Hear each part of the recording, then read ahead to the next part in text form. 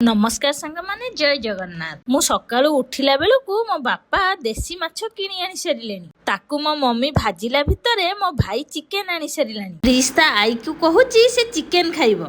आज लंच रे माछ चिकेन दुई प्रकार हबो। प्रिस आउ ता मामू एठी खेल रे लागि जाइचंती।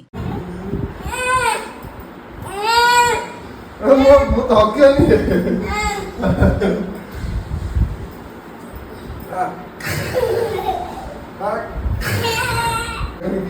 बोली देखो कि ये